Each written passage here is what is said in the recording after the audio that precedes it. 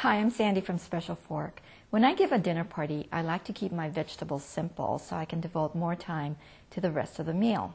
But I don't want my vegetables to be boring either.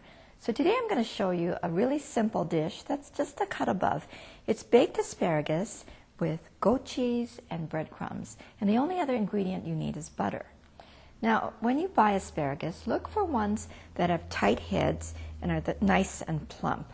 The kinds you want to avoid are the ones where the heads are past their prime, and you can see that it's quite wrinkled here. Those are not the ones you want to get. Now, asparagus has a tough stem, and it's a very simple matter to get rid of it. You just snap.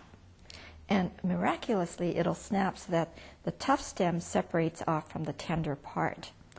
Now, asparagus have scales, and I used to remove the scales, but now I think it's really not worth it, so I don't. But if you don't like them, what you can do is you can take a dinner knife like this, and then you just pop the scales off. You just slide the knife under the scale and pop.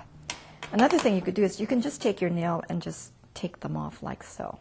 So that's strictly your choice. Now, the other ingredient for this dish that needs a little prep are the breadcrumbs. And what I do is I just take nice firm bread. You don't want the really loose, inexpensive bread. You want a good quality bread. And then just whir it in the food processor. But if you don't have a food processor, or if you just don't want to bother to take it down, you can just take your bread and use a box grater. And what we do is we just trim the ends, because we don't want the brown crusts in it. And I cut it in quarters, because it's a little easier to handle. And I take it two at a time so I have a firm base. And you just take the grater, I use the medium-sized hole, and then just lightly run your bread to it. Now, it's not a perfect way to do it because towards the end you get clumpier pieces that you have to remove. But certainly it's a nice way to do it if you don't want to take up the food processor. It works. So now, I've got the asparagus. They're all snapped and trimmed. And I'm going to put the butter on it. And I'm going to save a little butter for the end. So I'm going to use my hands. It's a little messy. And I'm just going to coat the asparagus nicely. So all of them, each stalk is well coated. Okay. And I want my asparagus all to be together at the bottom, and you'll see why in a minute. So let me just wipe my greasy, greasy hands.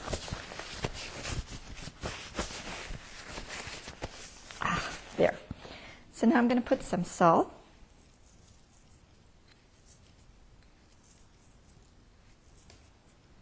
And then the goat cheese. I've crumbled the goat cheese. And you see if the asparagus are all stuck together here like this at the bottom, it's going to be a lot easier to sprinkle.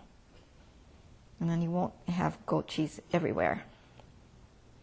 So this is going to make a nice bed of goodies to top the asparagus. Just want to make sure you get them evenly spaced so every spear gets some.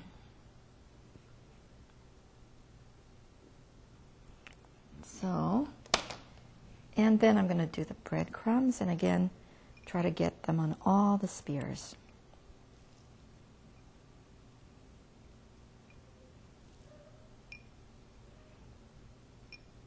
And once we're done, we're just going to be putting this in the oven. So you can see it's a really, really easy dish. And once it's in the oven, you don't have to pay any attention to it.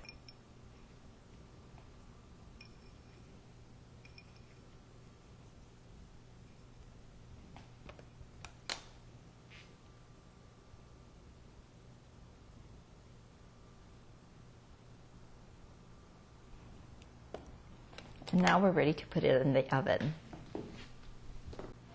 I think my asparagus is done.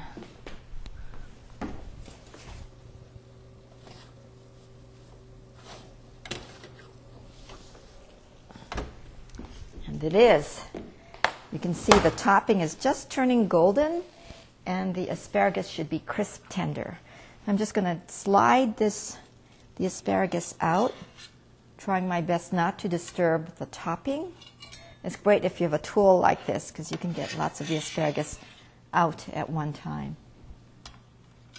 For more recipes and ideas on your smartphone, go to specialfork.com.